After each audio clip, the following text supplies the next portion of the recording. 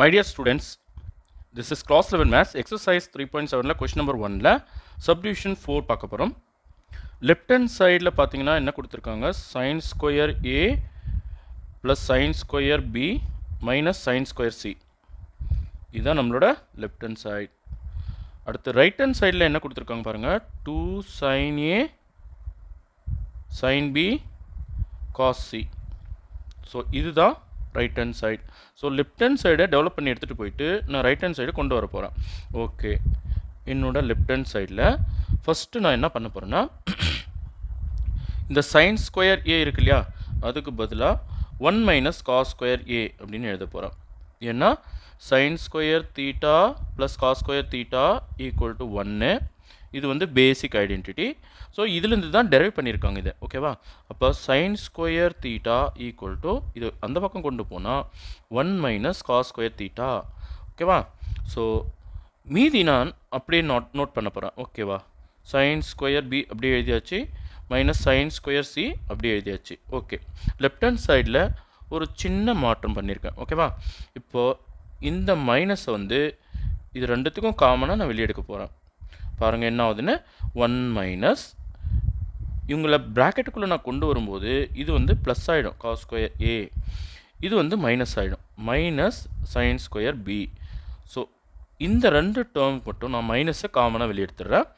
அப்புறம் இந்த லாஸ்ட்டில் sign square see as it is எழுதிக்கிறேன். ஓகேவா? இதில் எதுவும் சேஞ்ச் பண்ணல. அடுத்த ஸ்டெப்பில் என்ன பண்ண போகிறேன்னா இதுக்கான ஒரு ஃபார்முலா இருக்குது இல்லையா, ஸோ அதை நான் இங்கே எழுத போகிறேன். ஓகேவா? ஸோ நம்ம எக்ஸசைஸ் 3.4ல்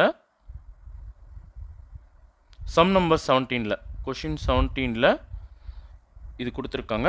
ஸோ இதுக்கான ஃபார்முலா என்னென்னா cos square A minus sine square B equal to cos A plus B into cos A minus B, cos A plus B into cos A minus B. ஓகேவா? So இதுதான் இங்கே நான் use பண்ண போகிறேன். 1 as it is எழுதியாச்சு.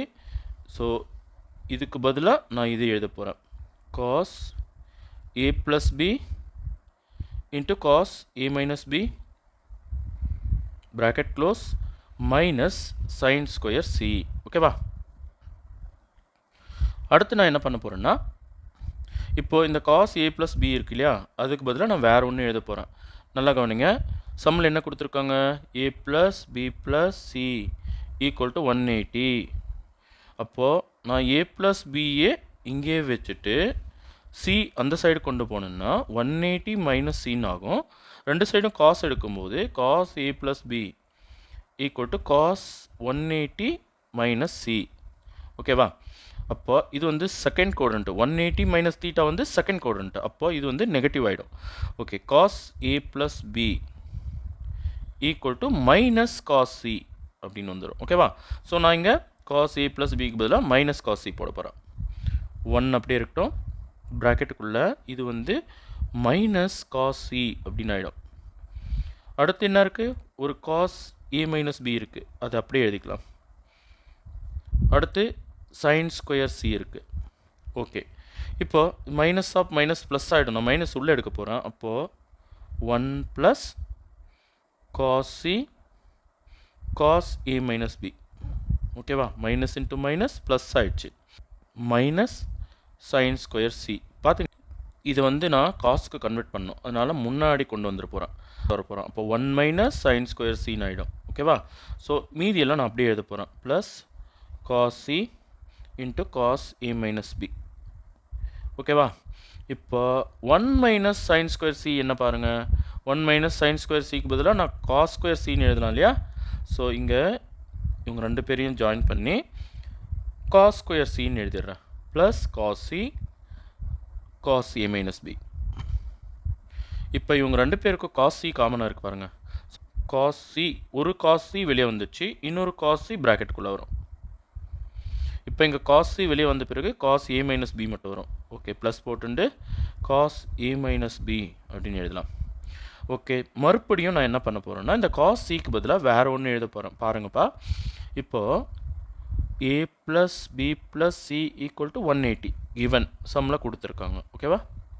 இப்போ நான் சியை one side பண்ண போகிறோம். சி இங்கே வச்சுட்டு ஏ ப்ளஸ் பியை அந்தாட்ட கொண்டு போக போகிறேன். அப்போ C equal to 180 minus A plus B. ஓகேவா? தென் ரெண்டு சைடில் காஸ் எடுக்கும்போது cos C equal to cos 180 minus A plus B. அப்போ செகண்ட் குவாட்ரண்ட் 180 மைனஸ் தீட்டானவே செகண்ட் குவாட்ரண்ட், இது தீட்டா மாதிரி. ஓகேவா? அப்போ cos C equal to minus cos A plus B. So இதை தான் நான் இங்கே யூஸ் பண்ண போகிறேன். அப்போது காஸ் சி அப்படியே இருக்கும். இந்த காஸ் சிக்கு பதிலாக நான் என்ன போட போகிறேன்? Minus cos A plus B plus cos A minus B. இதை கொஞ்சம் மாற்றி எழுதிக்கலாமா? மைனஸில் வர்றதை செகண்டாக எழுதிக்கலாம்.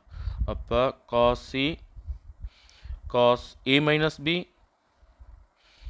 Minus cos A plus B. இப்போ மறுபடியும் நான் இன்னொரு ஐடென்டிட்டி இங்கே யூஸ் பண்ண போகிறேன். பாருங்கள், எழுதி வச்சுருக்கேன்னா ஸ்டார்டிங்கில் cos C minus cos D equal to 2 sin c plus D by 2 sin d minus C by 2. So இந்த ஃபார்முலா இங்கே யூஸ் பண்ண போகிறேன். நம்மளோட சி, இது நம்மளோட டி. ஓகேவா? ஸோ காஸ் சி அப்படியே இருக்கும். அடுத்து என்ன வரணுங்க? 2 sin, அதாவது cos C minus cos D equal to 2 sin c plus D by 2. 2 sin, நம்மளோட சி யாரு?